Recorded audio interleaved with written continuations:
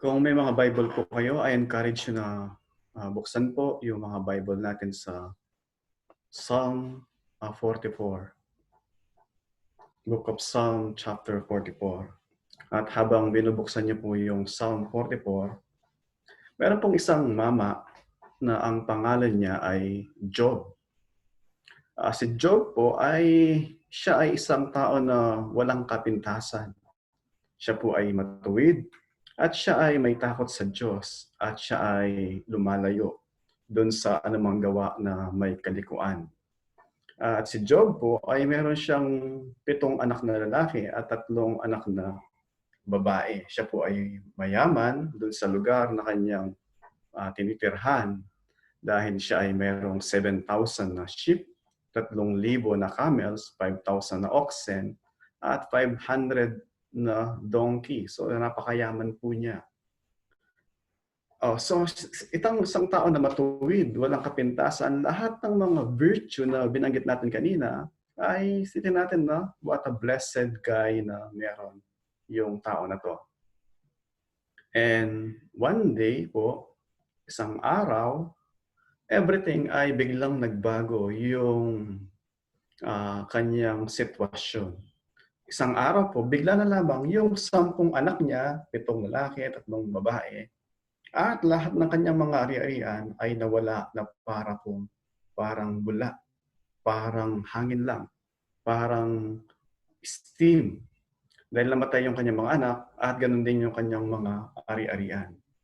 At yung pong natira sa kanya, yung kanyang asawa, na kung saan yung encouragement ng asawa niya sa kanya ay, pupurihin mo pa ba ang Diyos, sumpain mo na ang Diyos at nang sa gayon, ikaw ay mamatay na rin. So, what disappointing na yugto sa buhay ng isang tao na nandun lahat yung mga katangian na binabanggit ng isang matuwid na tao at may takot sa Diyos at lumalayo dun sa anumang gawang may kalikuan. So, siguro kung sa atin kaya mangyari yung ganong trahedya na sa kabila ng ating pagnanais na mabuhay na matuwid, may pagsunod, paggalang sa Diyos, at ganun bigla ang mangyari, of course, sa atin sa kasalukuyan, sabihin natin, si Job ay pinagpalain ng Diyos. But then nung nandun mismo kaya sa sitwasyon ni Job na kung saan, sa isang iglap nangyari yun sa atin, namatayan ng 10 anak, lahat ng ari-arian. Pag nilagay natin yung ating sitwasyon doon sa kanyang sapatos, doon lamang po natin maunawaan actually yung tunay na mararamdaman ng isang tao. Pero yung simple na pagkukwento ay minsan mahirap na makarelate doon sa damdamin, doon sa pinagdaraanan ng tao na yon na nandun sa actual na sitwasyon. Pero, sabi sa Job chapter 1 verse 21, ito yung sabi ni Job, and he said, Job, ako ay hubad na inilabas ng aking ina, at hubad din naman akong lilisan sa mundong ito. At sabi doon, the Lord give me, the Lord takes away, purihin ang pangalan ng Diyos. What encouragement sa gitna ng very disappointing na sitwasyon. So yung ating pong title ng mensahe sa hapong ito ay pinamagatan natin, Pag ang buhay ay nakakadismaya. Pag ang buhay ay nakakadismaya. Or sa English, when life is disappointing. At inanya ko kayo na kung may mga Bible po kayo, buksan natin yung mga Bible nyo at babasahin ko po sa wikang Tagalog, sa Mabuting Balita, Biblia. Awit chapter 44 verses 1 hanggang 26. At ito po yung sinasabi. At ayan, meron po kayo sa slide. Babasahin ko po yung sa Gawing Kanan na Tagalog. Ang ginawa mo nung una na dakilang mga bagay, narinig na namin, O Diyos sa ninuno naming mahal. Ang lahat ng ginawa mo sa kanila'y aming alam. Pinalayas mo ang mga hentil sa sarili nilang bayan at ang mga hinirang mo ay siya mong inilagay. Sila'y iyong pinagpalat, pinaunlad, yaong buhay. Samantalang iyong iba ay parusa ang nakamtan. Hindi sila lumupig sa lupain na minana. Hindi sila nagtagumpay sa dahilan ng lakas nila. Hindi tabak ang ginamit na sandata, kundi lakas mo, O Diyos, noong ikaw ang kasama. Kaya ito ginawa mo, pagkat mahal mo nga sila.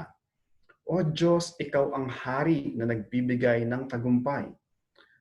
Pagwawaging kaloob mo sa bayan mo na hinirang. Dahilan sa iyong lakas, lupig namin ang kaaway, pagkat ikaw ang kasama, kaya sila napipilan. Ang palaso at ang tabak ay hindi ko inasahan upang yaong kaaway ko ay magapi sa labanan. Pagkat ikaw ang nanguna, kaya kami nagtagumpay sa lahat ng namumuhi na malupit na kaaway. Kaya naman, ikaw, O Diyos, lagi naming pupurihin. Sa papurit pasasalamat, ikaw ay aming susuubin. Ngunit ngayoy itinakwil, kaya kami nalupig. Hukbo namin binayaat, hindi mo tinangkilik. Binayaan mo nga kami, kaya kami ay tumakas. Lahat naming naiwanan ay sinamsam nilang lahat. Kami iyong binayaan, katayin na parang tupa, matapon sa ibang bansa upang doon ay magdusa. Kami iyong kinalakal sa maliit na halaga, sa ginawang pagbibili, walang tubo na nakuha. Sa sinapit naming ito, mga hentil ay nagtawa, inuuyam kaming lagi, kami iniinis nila. Pati bansang walang Diyos sa gitna ng sanglibutan, inuuyam kaming lagi sa nangyari, umiiling bilang tanda ng pag-uyam. Sa ganitong inabot kong mapait na karanasan, para akong nilulukuban ng malaking kahihiyan. Ang malaking kahihiyan ko, may malaking kahiyang ngayoy aking tinataglay, ang bunga ng pang-iinis at pagkutya ng kaaway. Sa ganitong karanasan, kami lubhang nagtataka.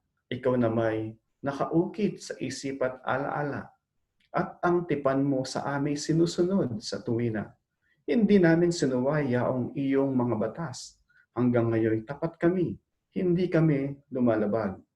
Gayon pa may iniwan mo kami iyong binayaan sa gitna ng mga ganid at pusikit ng karimlan.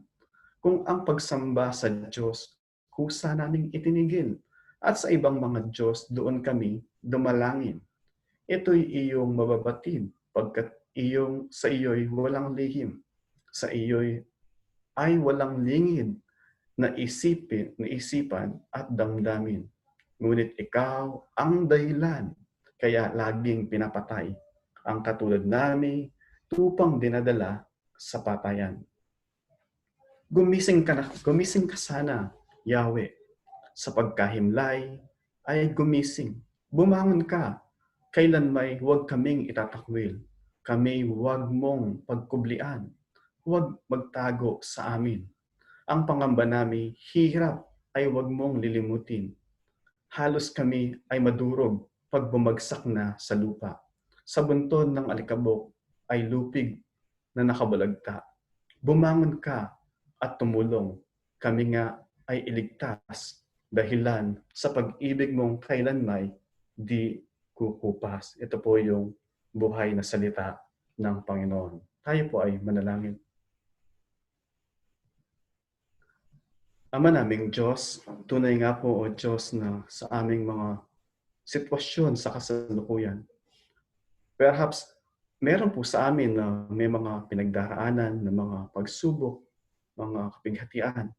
Pero one thing sure, Panginoon, we cannot completely relate dun sa pasahe na aming binasa, Panginoon.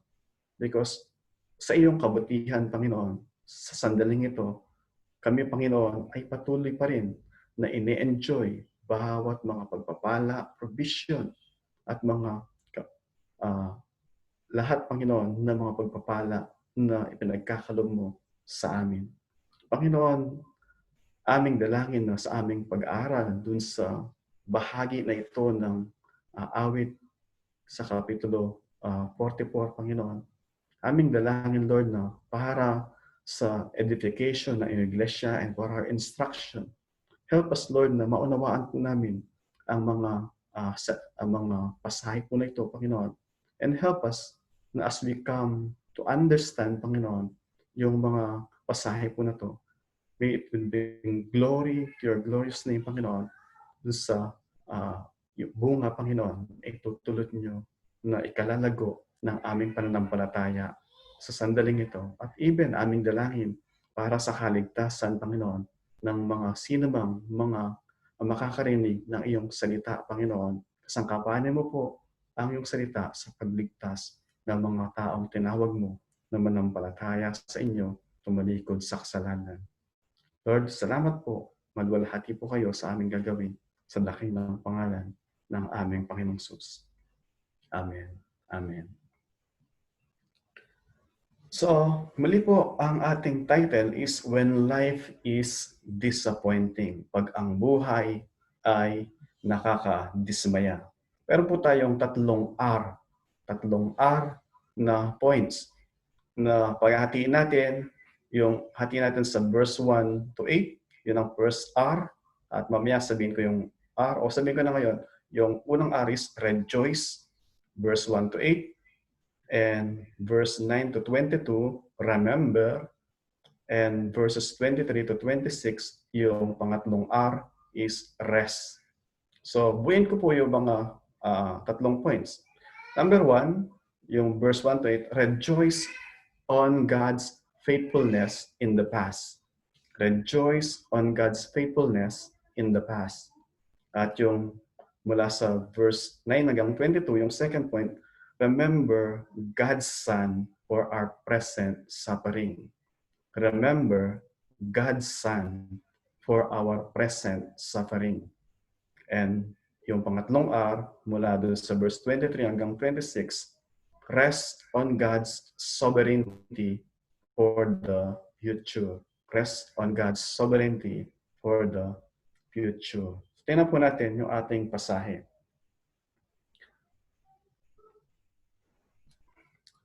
Sabi po sa verse 1, O God, we have heard with our ears, our fathers have told us the deed you perform in their days, in the days of old.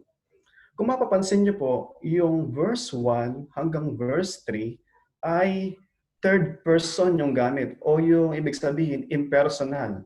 Yung ginagamit niya mga nouns o pronouns ay kanila, sabi niya sa verse 1, o their, verse 2, them, sila, verse 3, sila, nila, they, their. So, parang impersonal o third person yung gamit po niya na parang hindi siya kasama. Their, kanila, sila. Ano po yung ginagamit niya. So makita po natin dito, doon sa unang bahagi na to is rejoicing on God's faithfulness in the past, doon sa mga records na kabutihan ng Diyos na pinapakita na ginawa niya doon sa mga ibang tao. Not necessarily doon sa sumulat, bagkus doon sa mga ginawa niya, doon sa mga tao na kilala niya ayon doon sa mga salit-saling mga kwento at mga nakasulat. So yun po yung gusto kong una i-point doon. And sabi niya, Oh God, we have heard of you with our ears. Our fathers have told us what deeds you have performed in their days of old. So makita natin dito, yung sinasabi nila na sila ay nagre-rejoice, hindi po dahil sa kanilang mga ninuno na kagaya ni Abraham, ni Isaac, ni David, Solomon, ay mga dakila. Hindi po yun. Bagkus ang sinasabi niya is, we have heard of your. So, it's not about the heroism o kabayanihan na kanilang mga ninuno, bagkus doon sa kabutihan, doon sa katapatan ng Diyos na kanilang narinig mula doon sa kanilang mga ninuno. Yung kanilang mga ama, yung kanilang mga lolo, at yung mga ninuno nila ay patuloy na pagsalin ng mga kabutihan ng Diyos dun sa kanilang event sa mga generation po nila. At hindi po siya nagbigay ng kung anuman mga records na yon. Pero marami po ito. Alam natin, kilala natin at alam natin, blessed tayo na mayroong mga records kung ano yung mga to. Way back sa Egypt, di ba? Yung 10 plagues, yung 10 salot, kung paano pinakita ng Diyos. Yung kapangyarihan niya, kumpara dun sa mga Diyos ng Ehipto. At nung masusukol na sila, nandun sila sa dagat, takot na yung mga Israelita. But then, sabi ng Diyos kay Abraham, itaas mo yung tungkod, and hinati niya yung Red Sea para dumaan yung mga Israelita sa gitna ng dagat. At nung nakatawid na sila, susunod na yung mga uh, army ni Pharaoh, bumalik uli yung tubig at lahat ng mga kawal ni Pharaoh, sila ay nangalunod. It's a miracle. Miracle po yun. Wonders of works ng Diyos na nagpapakita ng katapatan ng Diyos. And then nandun sila sa wilderness ng around 40 years. Paano sila sinustain ng Diyos? Pinakain sila ng mana, ng bread na mula sa langit, and then even yung quail. At even nung wala silang mainom, nagreklamo sila, sabi ng Diyos kay Moses, nakita mo yung tubig na yan, pukpukin mo, lalabas yung tubig. Pinukpuk niya, lalabas tubig. The second time, sabi ng Diyos sa kanya, wala naman tubig, kausapin mo yung bato. Hindi niya kinausap, pinukpuk niya rin, lumabas pa rin yung tubig. Lahat po ng yun ay mga miraculous works ng Diyos showing and demonstrating His faithfulness. At even sa panahon ni Joshua, nung iko-conquer na nila yung Jericho, sabi ng Diyos sa kanila, you don't have to fight. All you have to do is march around the Jericho, yung sa wall, and then pag sigaw nyo, tutumba yung wall. Wala pong ganun na mga nakikidigma. Nasisigaw ka lang, tutumba yung wall. Napakakapal po ng wall during that time. And then during the time din ni Joshua, mabasa sa Joshua chapter 10 verse 13, nakikidigma sila. Pag nakataas yung kamay ni Moses, natatalo sila. Ay, pag nakababa yung kamay ni Moses, natatalo sila. Pag nakataas, nanalo sila. Nangalay na siya. Lagyan ng tungkod yung kamay ni Moses. And then sabi doon, na para sa benefit ng mga Israelita, the sun and the moon stood still. Hindi po lumubog yung araw, na natiling araw doon sa araw na yon para manalo yung mga Israelita sa labanan. Nakita niyo yung mga recorded po na mga facts ng katapatan ng Diyos in order to preserve, in order to demonstrate His faithfulness doon sa kanyang bayan. So, ito po yung sinasabi dito nung writer ng song, na kung saan, ito pong binasa natin, ito po ay isang awit, inaawit po nila ito. So, sa kanilang pag-awit, sinasabi nila, alam namin lahat ng yon. So, ano po yung point ko? Point number 1 is, in times na kung saan, when life is disappointing, pagka ang buhay ay nakakadismaya, we are encouraged, we are instructed to rejoice on God's faithfulness in the past. Marami siyang mga ginawa dun sa mga nakalipas where people can rejoice with. And then sabi niya, so lahat ng to, sabi doon is, sinalaysay ng kanilang mga ninuno. What an encouragement para sa atin sa panahon natin ngayon. Minsan sa ating panahon, busy lahat. Busy yung tatay, busy yung nanay. Diba? We depend on the children to learn by themselves. Oh, anak, basahin mo yan. Oh, anak, i-YouTube mo yan. Oh, anak, i-Google mo yan. No, hindi po sa panahon nila. Of course, wala pa silang internet during that time. Walang computer. But then, yung instruction ng Diyos sa Deuteronomy chapter 11, verse 19, sabi doon, Deuteronomy chapter 11, verse 19, this word of mine, sabi niya, even the wonders yung ginawa ng Diyos, sabi doon, you shall teach them to your children. Teach them to your children. And talking of them. Ano po yung point doon ng sinasabi ng Diyos sa kanila? Number 1, teach them to your children. Number 2, talk of them. pag-usapan yun. Sabi niya. So pinapakita yon yung instruction. Ituro at pag-usapan. Kailan gagawin yun? Pagka lang ba may spare time ka? Pagka nga lang ba wala ka nang ginagawa? Hindi ka na busy? Hindi. Sabi doon, pagbabasahin nyo, when you are sitting, when you are walking, when you are lying down, matutulog na, at even pagbangon mo, teach the Word of God. Teach the historical wonders na ginawa ng Diyos sa buhay nila. Why? It would remind them. It will matatatak sa kanilang mga isipan that God is faithful in the past.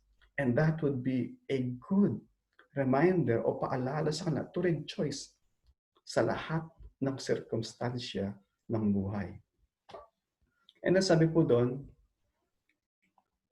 sabi niya, sa verse 3, for not by their own sword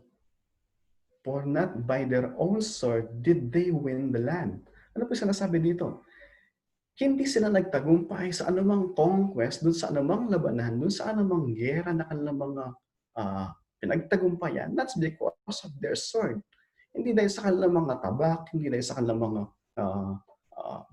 sabi doon sa verse 3, not by their own sword and not by their arms. So ano po yung sinasabi doon? Sinasabi po doon na kung saan yung kanilang mga tagumpay ay hindi po sa sarili nilang mga lakas o ingenuity. Makita po natin doon, when life is very disappointing, sinasabi po dito na kung saan, remember not only the God records of faithfulness in the past, but bagkus is, pinapakita doon na yung mga lahat na ginawa ng Diyos, it's not because of who you are, it's not because of what you are, it's not because even of what you have done. It is simply because God is faithful doon sa kanyang mga pangako, doon sa kanyang mga salita. Of course, pinagsabihin na yung pagkakagapi. We believe na yung mga na-conquer nila dito, yung sa land of Canaan. Of course, they conquered yung land of Canaan not without the army of Israel. Hindi sila basta nagtagumpay na yung mga Israelita ay nakaupo lang, naghihintay lang, nakatunganga. Hindi, of course. May ginawa sila. But equally, na true na hindi sila nagtagumpay dahil sa kanilang sarili. Yun ang sinasabi niya doon. But then we could ascribe yung memorable victories nila is dahil dun sa Diyos. Yung mga Israelita, as they conquer, sila ay parang mga instrumento lamang po dun sa nais mangyari ng Diyos. Uli, yung pinupoint ko dito yung balance na theology. Hindi yung sinasabi natin na, hindi, nakatunga nga lang sila, naghihintay na gigibain ng Diyos yung mga kalaban niya. Hindi po. Yung mga Israelita, they are like weapons o tools doon sa kamay ng Diyos para ma-accomplish yung nais ng Diyos. May ginawa sila, but the victory is dahil po doon sa Diyos. Ito po ay parang picture po ng salvation. Ano po yung ibig natin sabihin dito? Ito po ay parang picture ng kaligtasan. Lagi natin pinipreach na we are saved by faith alone. Tama po yun. We are saved by faith alone. But beautiful picture of salvation is men are not saved. So, maran yun eh. Men are not saved because men are not saved without prayer and repentance. And without prayer and repentance. But then, none of this yung prayer and repentance saved. For salvation is altogether belong to the Lord. Ano po yung point ko doon? Yung ating pagsisisi, yung ating pananampalataya, ito ay instrumento lang ng Diyos to connect us dun sa merit, dun sa merito o yung ginawa ng Panginoong Sus. But simply yung prayer, even yung faith, doesn't save anyone. Jesus Christ alone saved. Yung ating pananampalataya, yung ating pagsisi, is just to connect us dun sa finished work ng ating Panginoong Sus. So, sa ating pong siguro yung unang bahagi na kung saan is rejoicing in God's faithfulness in the past. So, when life is disappointing, ano po ba yung mga bagay Pero tingnan natin dito, sabi nga, yung verses 1 hanggang 3, ito ay patungkol sa mga ginawa ng Diyos, dun sa mga ninuno nila. Kasi yung gamit niya is third person. What about pagdating sa verse 4 hanggang 8, now naging personal siyang bigla. Kanina very impersonal, kanina parang patungkol sa ibang tao, but now it's very personal. He uses yung first person. Ano po sabi niya? Ngayon is sa verse 4, my, sabi niya. Pagdating sa verse 5, namin. Pagdating sa verse 6, ko. Pagdating sa verse 7, kami. Pagdating sa verse 8, namin. So from kanina na third person, ngayon is very personal. So kanina sabi natin is, when life is disappointing, but a choice in God's faithfulness in the past, pwedeng ito ay recorded sa Bible. Mga ginawa niya sa ibang tao. Not necessarily na may kinalaman sa atin. But this time, sinasabi niya, yung encouragement, when life is disappointing, pag ang buhay ay parang nakakadismaya, miserable, alalahanin mo, ipagdiwang mo, rejoice, doon sa kabutihan ng Diyos na ginawa niya sa iyo personally in the past. Personally, na ginawa niya sa iyo in the past.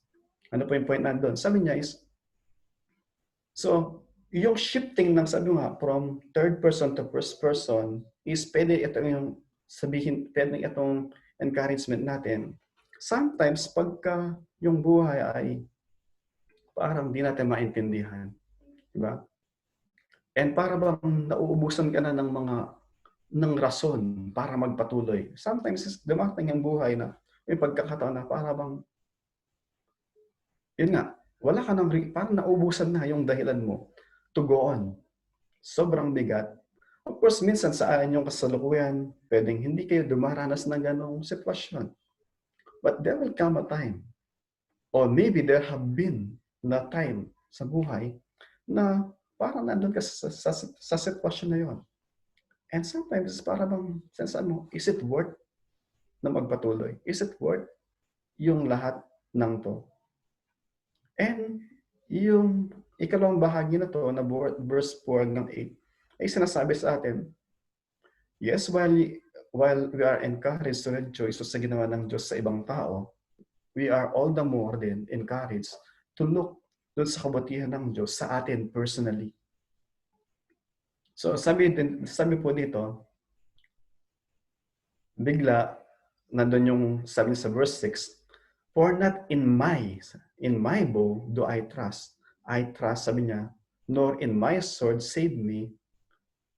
But, sabi sa verse 7, you have saved us from our foes and have shamed those who hate us. And then verse 8, sabi niya, in God we have boasted continually, and we will give thanks to the Lord, to your name forever.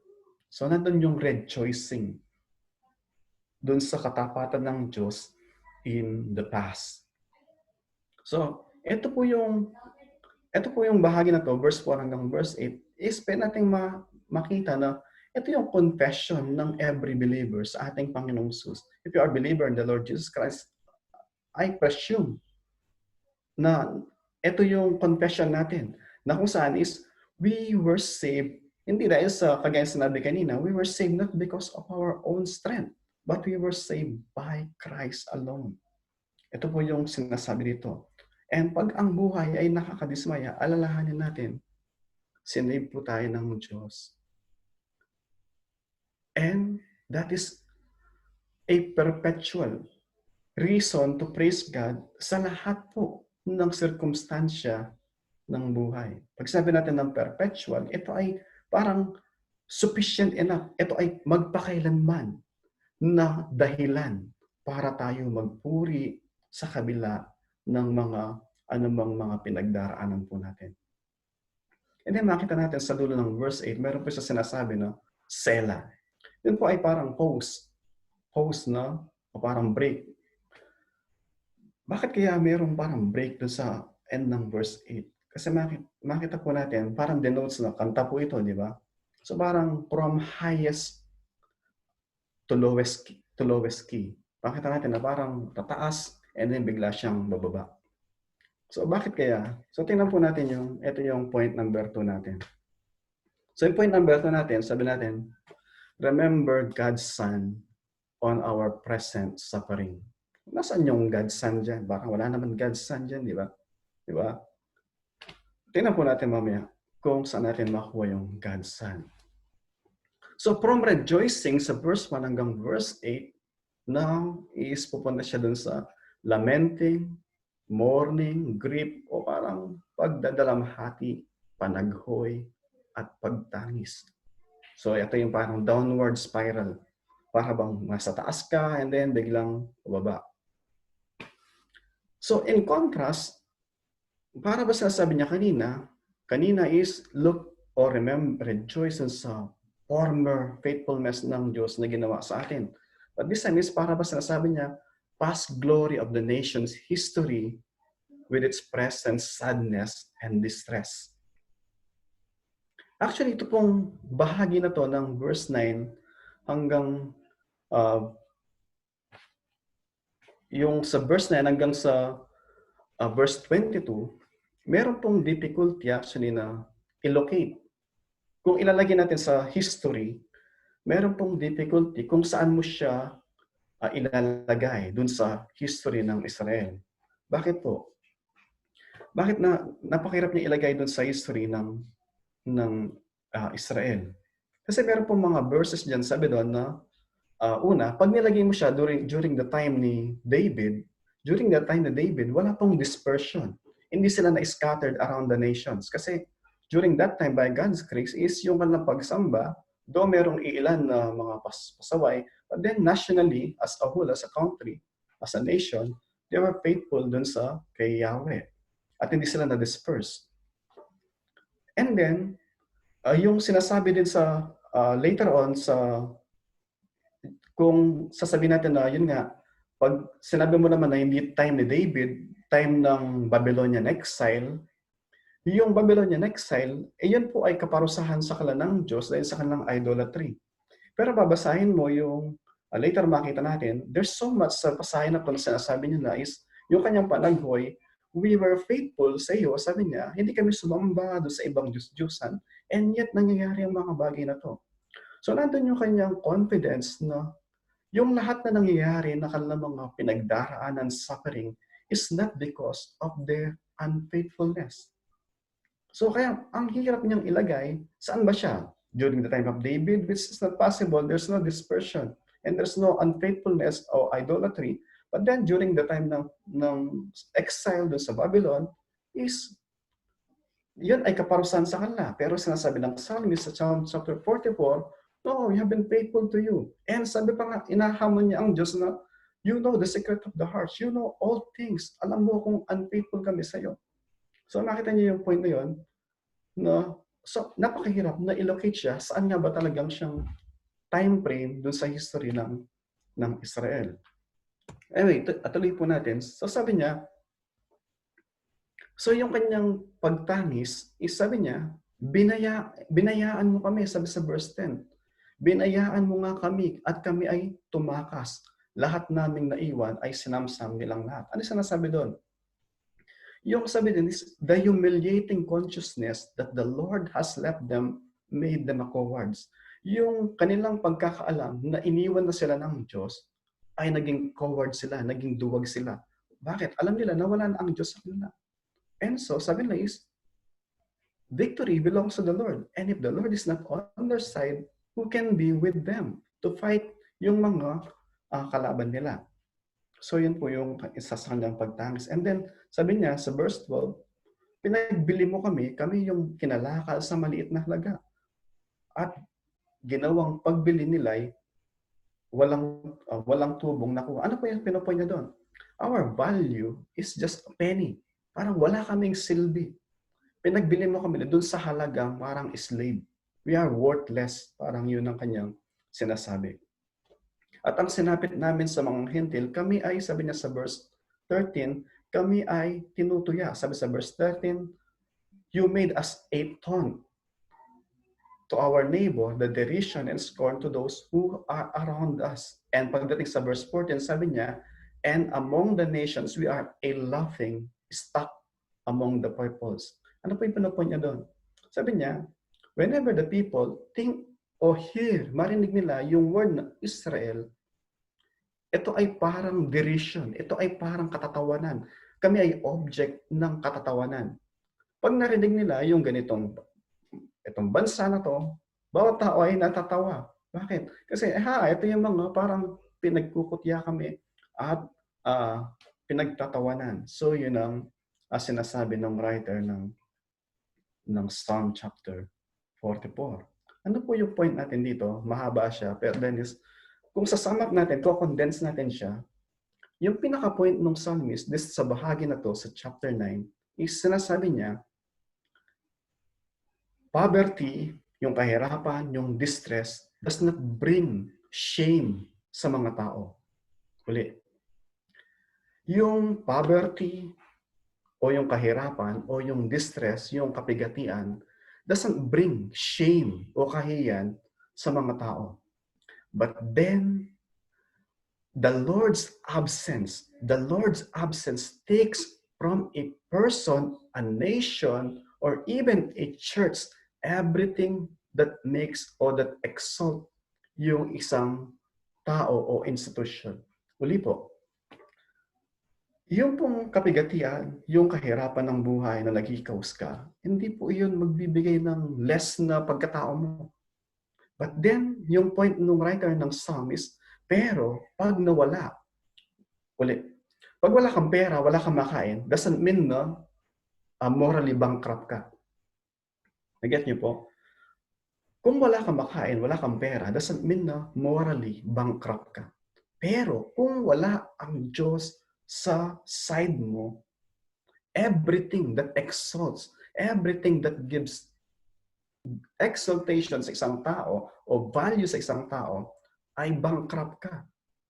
So yun po yung pinopoint ng writer ng Psalm. Without God on their side, they are not only coward, they are not only worthless, they are not only laughing stock, but they are nothing. Yun po yung sinasabi ng writer ng Psalm. So sa atin po, isang magandang tanong actually. Marami pong mga tao o mga churches, sabi natin marami mga tao, they have church na kami nagbibilangan. They have church, they attend church, but they don't have Christ. Marami mga tao, they have religion, but they don't have relationship to the Lord Jesus Christ.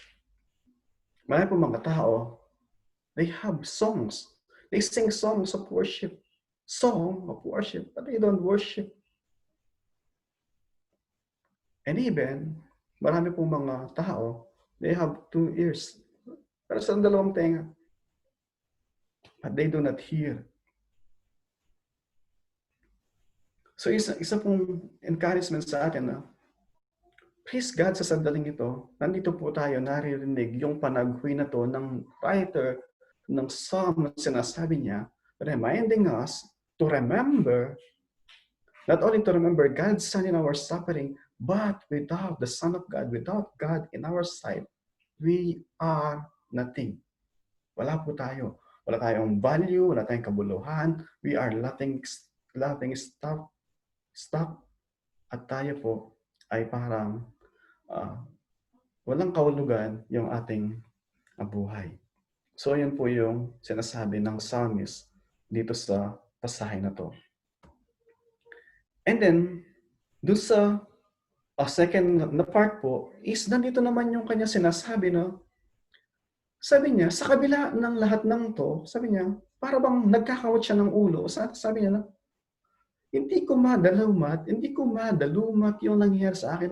Faithful naman kami. Hindi naman kami sumasamba sa ibang Diyos. Pero, bakit mo kami nayaan na mapunta sa ganitong kondisyon? Natanong niyo ba minsan yun sa ating mga sarili? Lord, alam ko, wala naman akong ginagawang mali. Faithful naman ako sa'yo. Pero Lord, bakit nangyari mga to? Nakalasan niyo ba yung gano'n? Para bang wala ka ng ibang, parang wala ka ng mailuha. Konti na lang, dugo na yung lalabas sa mata mo. Wala ka ng boses sa kakaiyak sa Diyos. Sa Diyos ka na umiyak. Tapos ka na umiyak sa mga kung sino man mga tao na makakarinig sa'yo. But then kakamot ka ng ulo mo. Why?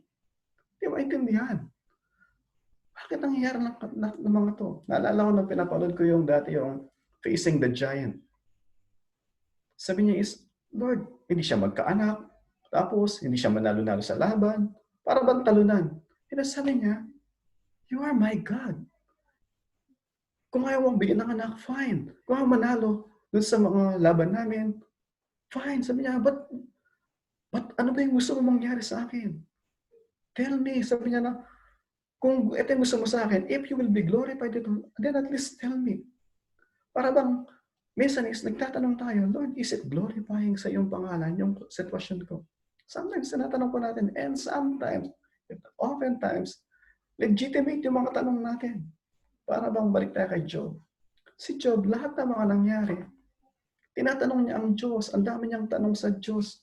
But then, finally, for napakahabang chapters, ang Diyos ay walang kibo. Para bang times God was so silent.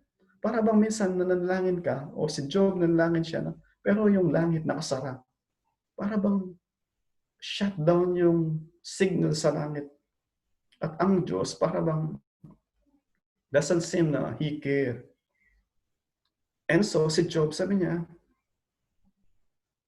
parang hindi siya marinig ng Diyos.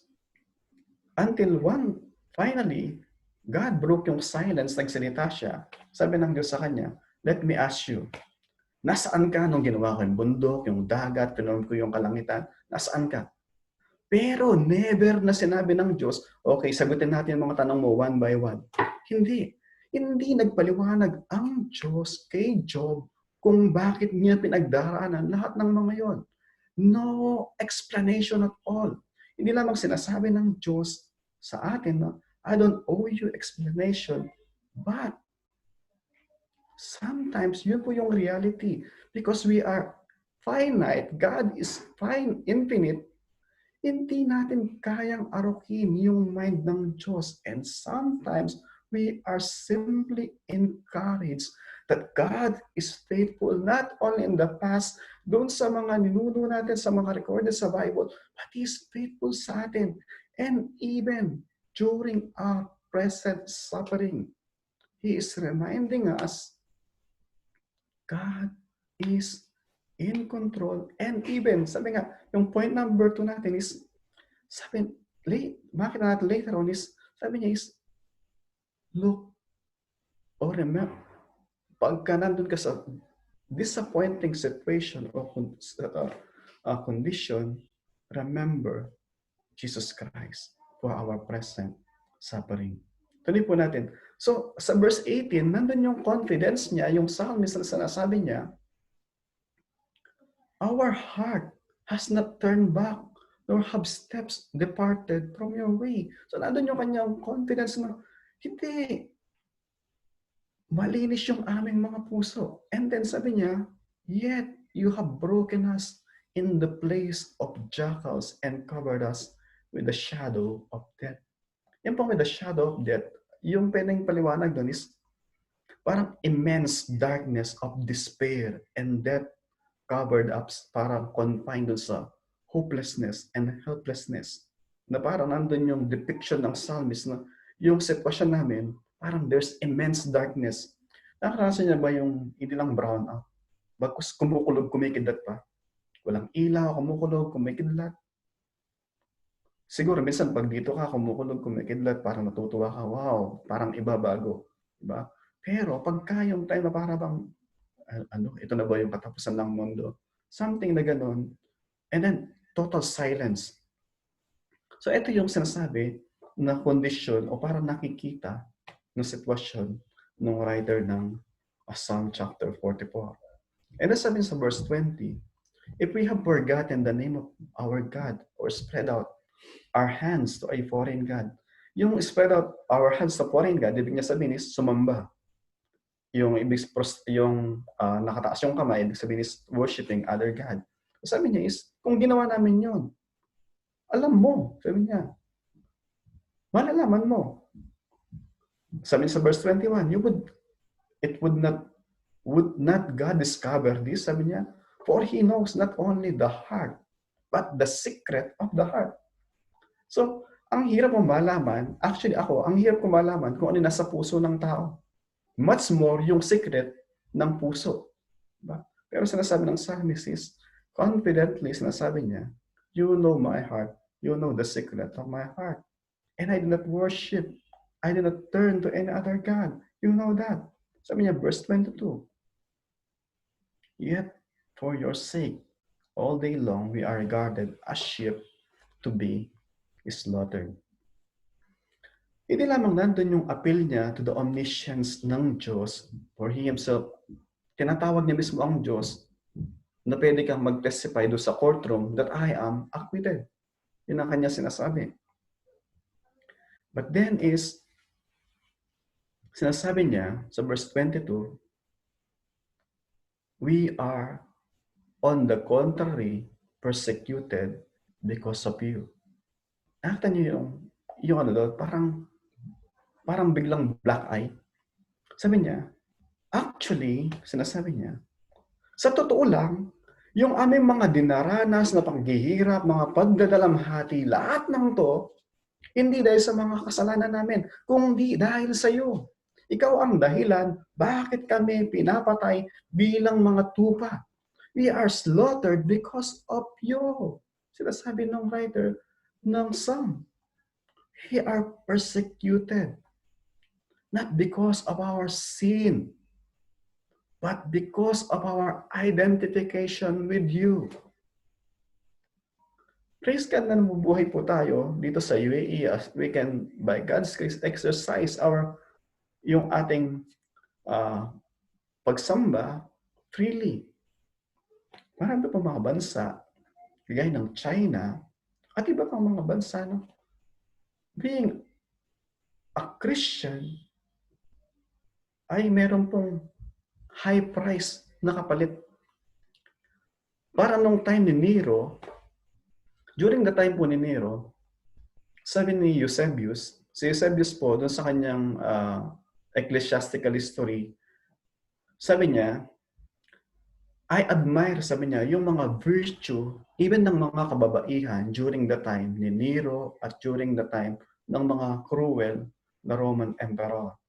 Bakit sabi niya?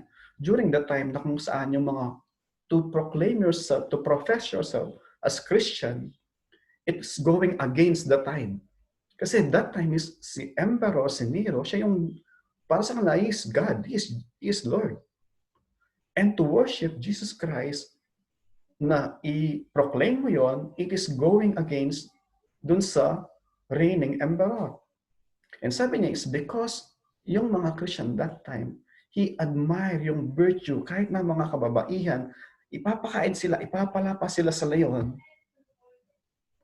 Imagine yung pupugutan ng ulo, tatanggalin ng mata, babalatan ka ng buhay. But then, sabi niya, marami dun sa mga totoong Christian, genuine Christian, they face their death. Nandun yung joy. Parang meron sabihin, when in the midst of suffering, we can still turn to God lovingly, obedient. Yun nandun po yung true fidelity sa Kanya. Kung ang dali po kasing sumamba sa Diyos when everything's okay. Ang daling umawit ng love song pag in love ka. Ang daling umawit ng mga worship song when everything's okay. Diba? Pero paano kung yung kaisa-isang anak mo na-discover mo may cancer? 1 month lang, magbigay ng example. Isang example, meron pangalan na isang college student, ang pangalan niya Lito. Diba?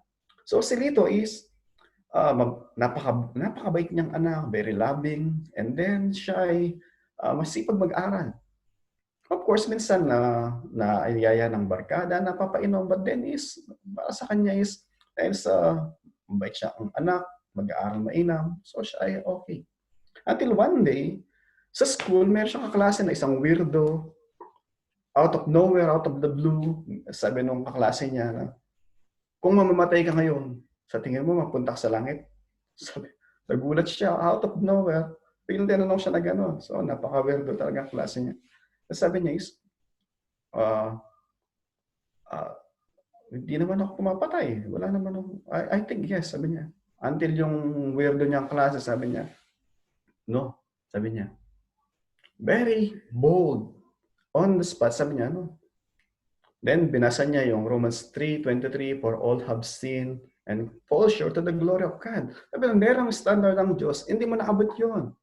Why? Even yung mga righteous act na ginagawa mo is, apart from faith, they are filthy rags dun sa harapan ng Diyos. Para sa lang maruming basahan. Marumi na nga, basahan pa. And then sabi niya, Romans 6:23, the wages of sin is death. So after na mga matagal na usapan, si Lito ay na-convince at nagsisi na nampalataya sa Diyos. At isa doon sa kanyang pinagsisihan niya is all this time nagtitiwala siya na yung sarili niyang kabutihan ay susi iyon para makarating sa langit. So isa yon sa kanyang pinagsisihan. And then umuwi siya ng bahay, galak na galak siya, sinabi niya sa kanyang magulang at isang kapatid na babae na nakababata, college student din.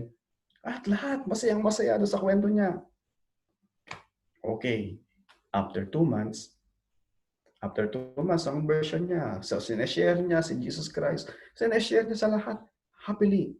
Umaattend ng lahat ng service. He can raise his hand. Worshiping God. Nandun yung parang honeymoon stage. Diba? And then, after 2 months, yung tatay niya, na-discover meron siyang colon cancer. After 1 month, na-discover meron siyang colon cancer, namatay. So 3 months ng kanyang, after 3 months ng kanyang conversion, patay yung kanyang tatay. And then, bilang breadwinner yung kanyang tatay, yung nanay niya di naman nagtatrabaho, housewife. So yung nanay kailangan magtrabaho dahil merong bahay na kailangan bayaran at may mga anak na nag-aaral sa Lasal. At siya din naman kailangan niya mag-aral, magtrabaho, support ang kanyang pag-aaral at yun yung kanyang nakabatang kapatid. And then, after 1 month na pagkamatay ng kanyang tatay, yung kanyang nakababatang kapatid, dala ng depression, dala ng pangungulila, at dala ng hirap ng buhay. So, napunta sa barkada, nabuntis, at nag-asawa. Pangasawa niya, ang tanging trabaho na pangasawa niya, tumambay at uminom, at kung ano man na mga pwedeng gawin ng isang irresponsableng asawa. And then, after nag-asawa yung kanyang kapatid. And then, after another 2 months, so 6 months, mula na kanyang conversion, so yung kanyang nanay, very, yung kanyang sorrow, pangulila sa tatay, hirap ng dinaraanan, stroke, same day, namatay. And then, so si Lito, nandun siya sa taas ng kanyang bahay mag-isa. After 6 months na kanyang conversion, nagkakamot ng ulo. Tanong niya, Lord, ano pa po nangyari? Para bang sa isang iglap, nawala lahat. Diba? And Lord,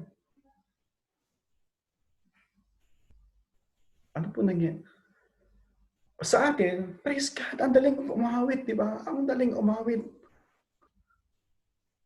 Pero, can you still sing? When everything para bang hindi umaayon doon sa iniisip mo na logical. Doon sa iniisip mo na kung saan, iniisip mo na ito yung tama, ito yung dapat. Can we still sing? Marami po akong mga alam na mga Christian. Konting tampuhan nga lang, konting may nasabi nga lang sa church eh. Maalis na eh. Bakit? How much more pagka yung mga nangyayari doon sa buhay ng writer ng song? Sabi niya is, I don't know anything that I'm worthy sa lahat ng to. In fact, all my suffering, I knew you are responsible. So sabi ni Eusebius, babalik tayo sa kanya is, I admire those people who joyfully face yung kanilang suffering, yung kanilang martyrdom, because it manifests yung genuineness ng kanilang faith. Actually, ito sinabi ni Paul, di ba? Sa Romans chapter 8, verse 35 hanggang 37. What? Or who can separate us from the love of Christ? Shall tribulation, famine, sword, sabi niya, in all this we are more than conqueror. Ano sinasabi niya? God Himself, by His grace, when we are in our sorrow, when we are in the midst of our suffering, He Himself will provide a way out so that His grace will all the more abound. Na wala tayong ibang ipagyayabang, bagkus yung grasya lang ng Diyos, itinawid tayo doon sa ating circumstansya. It is not to punish us na walang kabuluhan. It is not to teach us para lang sa wala na parusahan lang tayo. No. It's to test our faith, sabi ni Pedro. Parang pinapadaan sa apoy so that after the test, we will come out as a shining like a gold, having been purified yung ating faith. But then, nandun pa rin yung katotohanan, hindi natin maunawaan lahat ng ginagawa ng Diyos sa ating buhay. If you will ask me bakit nangyayari sa inyo, I cannot answer. Even God, sabi nga, hindi siya nagpapaliwanag kung bakit. But one thing for sure na sinasabi niya is that God is faithful in the past. We can rejoice on that. And even the sign na to, kung dito natin actually yung pasayan ng verse 17 hanggang verse 22, sabi ko nga kanina, dahil ang hirap na i-locate siya dun sa history ng Israel, hindi natin alam exactly kung ito nga ba ay nangyari dun sa kung anong time frame doon sa history ng Israel. But then ito ay beautiful picture sa buhay ng church at sa buhay ng Panginoong Jesus. So yung sa church, na sabi ko kanina, during the time ni Nero, di ba? Makita mo yung purification ng church. At even makita mo ito sa buhay ng Panginoong Jesus. Kasi sinasabi ng writer ng Psalm, test me, sabi niya, I know not of any sin. Walang alam na kasalanan deserving all this. Actually, merong isang perfect na nabuhay sa tao, na nabuhay sa mundo, na we can ascribe na siya lamang ang tanging walang kasalanan na nabuhay, and yet, he suffered yung consequence ng kasalanan. Sino po yun? Ang ating Panginoong Jesus. Sabi po dito sa verse 22, sabi doon, for your sake we are killed all day long. We are regarded as sheep to be slaughtered. Sabi ni Pedro, si Pedro, maganda po yung testimony niya. Bakit si Pedro napili ko? Si Pedro po, siya ay very brusko. Diba? Si Pedro, nung inaaresto ang Panginoong Jesus, kinuha niya kagad tabak niya at gusto niyang, actually, hindi yung tenga yung tinatarget niya na naputulan. Yung leeg ng sandalo. But then tenga lang yung naputol. Ano sabi ng Panginoon sa kanya? Pag nabuhay ka sa sword, mamamatay ka sa sword. Ayun, hindi ng point ko doon. Bagkus yung point ko doon is, si Pedro, hindi mo basta-basta mapapayukod. Lalaban at lalaban si Pedro. But then nung sinulat niya, yung 1 Peter chapter 2, verse 22, it seems na yung kanyang pananampalataya, yung kanyang confidence dun sa sovereignty ng Diyos, para bang na-purify, para bang na-mold. Kaya nung sinulat niya 1 Peter chapter 2, verse 22, sabi niya, he committed no sin, referring sa ating Panginoon Jesus, neither deceit was found in his mouth. Yet, sabi doon sa 1 Peter chapter 3, verse 18, yet Christ suffered once for our sins. Ano po yung sinasabi doon? Sabi niya, the righteous for the unrighteous. Ano po yung pinapoint doon? Si Pedro, marami pong basay sa Bible, even si Paul. But then yung lang sinulat ni Pedro is sufficient enough.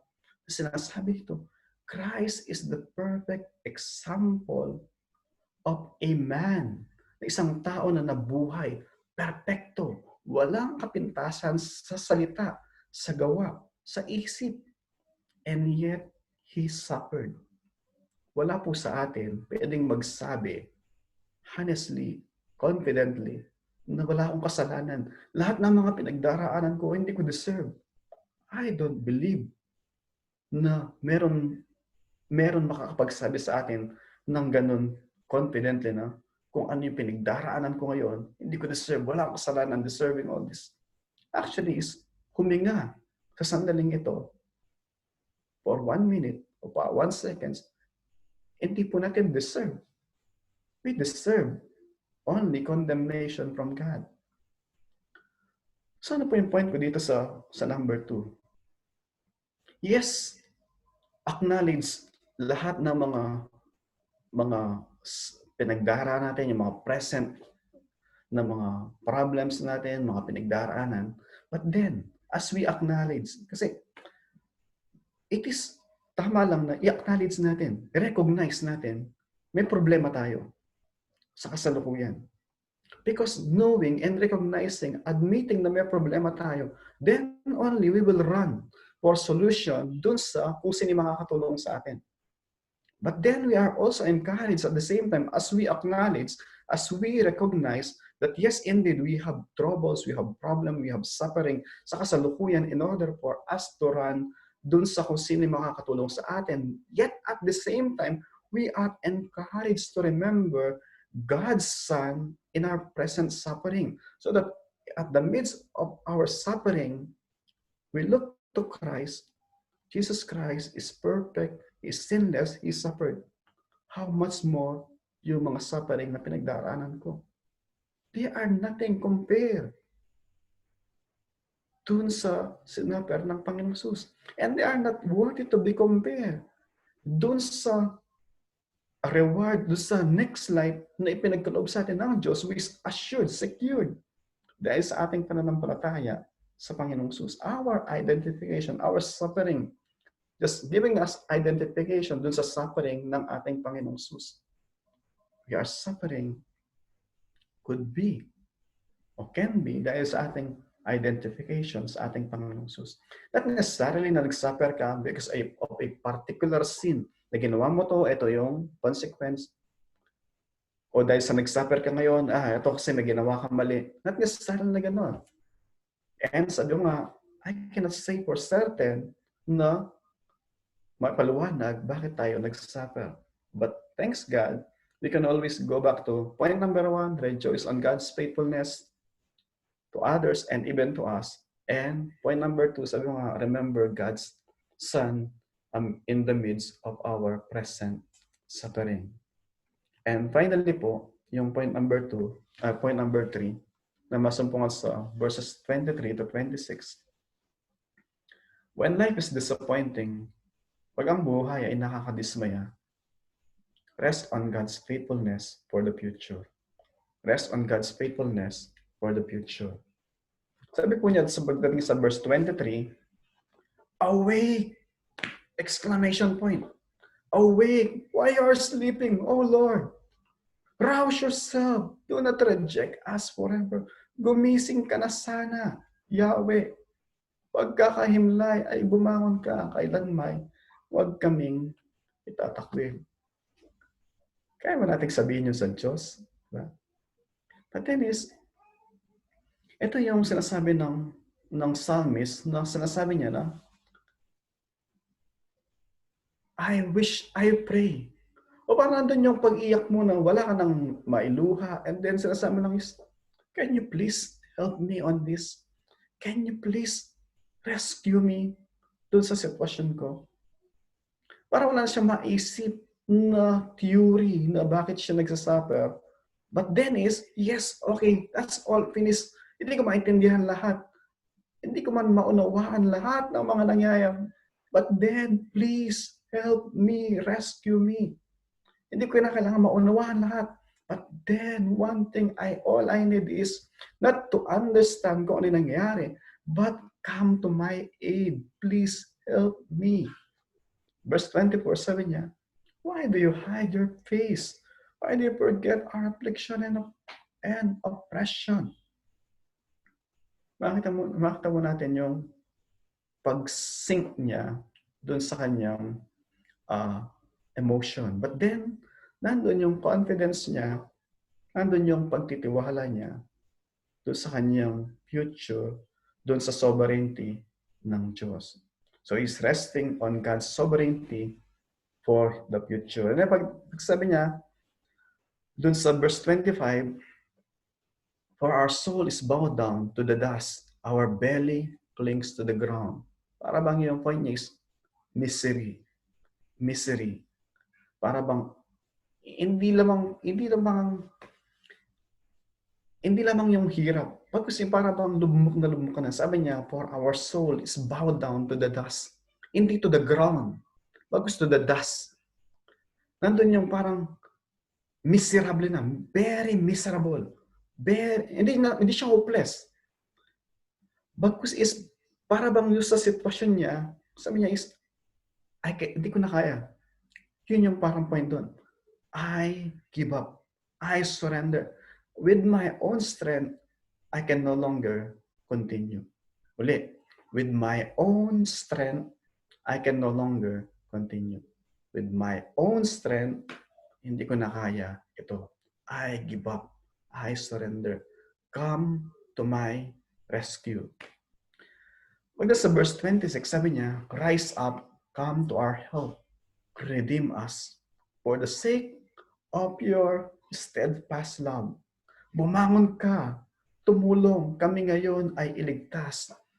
Dahil hindi sa kailangan ka lang namin, hindi dahil sa kung ano pa man, bagkus dahil sa iyong pag-ibig na kailanman ay hindi kumukupas. Ano yung sinasabi niya doon? Yung prayer po niya, yung kanyang panaghoy, yung kanyang supplication is nakabase dun sa solid truth that God is steadfast sa kanyang pag-ibig. Hindi ka mahal ng Diyos ngayon, bukas nagbabago na dahil sa may nagawa kang hindi naayon sa kanyang nais. God's love is steadfast. He will chastise us, but then yung pag-ibig niya sa atin ay hindi po nagbabago. He loves us and He will correct us if needed. He will let us na mag-suffer, dumaan dun sa mga pagsubok. If the end ng lahat ng yon is that we would come up or come out na all the more purified yung ating pananampalataya, strengthen yung ating faith, and come out as yung ating pagsamba sa Kanya ay all the more na nag-elevate as we experience yung Kanyang redemption sa ating buhay. So redeem us for your mercy sake. Mercy sake. So, pag titinan po natin sa ating pagtapos, nakita natin yung buhay ni Job, di ba? But then, si Job, hindi po siya natapos na talunan. Diba? Si Job, namatay yung kanyang 10 anak, namatay yung kanyang lahat ng ari-arian. But then, God restored him. Mas marami po, higit. Yung 10 anak niya, naging 20. Of course, idagdag mo yung nasa langit. Diba? Na double. And then, yung ari-arian niya, yung property niya, is minultiply din ng Diyos. Sabi po dun so, titignan mo po yung Psalm 44. Pag babasahin mo po yung Psalm 44, I encourage you na look back, bumalik kayo ng chapter 43 and even chapter 42. Kasi pag babasahin mo yung chapter 42 at saka chapter 43, sabi po doon, chapter 42, especially yung paulit-ulit, pag minasa mo yung Bible, may nakita kang paulit-ulit, ibig sabihin, calling our attention. Ibig sabihin, mahalaga. Sabi sa chapter 42, verse 5, verse 11, and chapter 43, verse 5, paulit-ulit po ito sinasabi. Sabi doon, why are you cast down, O my soul? And why are you in turmoil? So sinasabi niya, O my soul, why are you cast down? And then sabi niya, yung encouragement, sabi niya, na as if sinasabi niya, you are living in a broken world and our soul is shaken. But hope in God. Hope in God. We are living dun sa mundo na broken. And our soul, ay para bang shaken yung ating mga. But then, sabi niya, hope in God. And then pagdating sa, yan ang chapter 42 tsaka 43. But then pagdating sa chapter 44, sinasabi niya, yung sa verse 26, rise up, come to our help, redeem us for the sake of your steadfast love. Yung sinasabi doon, yung kanyang trust is, rise up, rise up. So ano po yung point natin doon? The King will rise up to our rescue, rest on God for the future. Muli po, the King will rise up, rest on God, God's sovereignty for our future. God is sovereign. Sa lahat ng nangyari sa atin, doesn't mean na when we suffer, God is, na wala siyang pakialam. Hindi po. God knew lahat. Lahat. Alam po niya lahat. But then is yung encouragement, sabi nga natin, He will rise up and He will come to our rescue. So rest on His sovereignty. So when we nandun tayo sa buhay na kung saan yung ating mga buhay, it seems life is very disappointing. Yung buhay ay nakakadismaya. We are called to rejoice dun sa faithfulness ng Diyos in the past. And we are to remember God's Son for our present suffering, that our suffering is not worthy to be compared dun sa suffering ng kanyang righteous Son. And we are encouraged to rest on God's sovereignty for our future. Tayo po lahat ay manalangin. Tayo ay po. Lord, help us, Lord, na yung mga salita, Panginoon, ay patuloy na mag-minister sa aming mga puso. Lord, aming dalangin na lahat ng to, Panginoon, ay kasangkapanin nyo that they would grow, Panginoon, magbunga ng increase of faith, increase of worship, increase of confidence, Panginoon, knowing that you are seated on your throne, Panginoon, and you are sovereign, and you are in control sa lahat ng bagay. We may not understand lahat ng mga plans mo para sa amin, and we may not understand lahat ng mga nangyayari sa amin sa kasalukuyan. But then, Lord, salamat, Panginoon. You're giving us the confidence that even in our suffering, to look to our Lord Jesus Christ, that we may be edified and comforted, Panginoon. And not only ma-comfort, bagkus ma-assure, Panginoon, because when He saved us, inassure niya po, Panginoon, yung aming future. Because He reconciled us to you, Father, so that anuman po yung mangyari sa amin, whether nandito po kami or coming or going home sa iyo, Panginoon, it is assured yung aming kinabukasan. Father, it's our prayer na sino naman po na wala pa pong tamang relasyon sa inyo, Panginoon, na your word minister sa kanila, Panginoon. Glorify your name sa kaligtasan ng bawat mga tinawag niyong manampalataya sa inyo, Panginoon. Salamat po sa dakilang pangalan ng aming Panginoong Jesus. Amen. Amen. God bless us all po.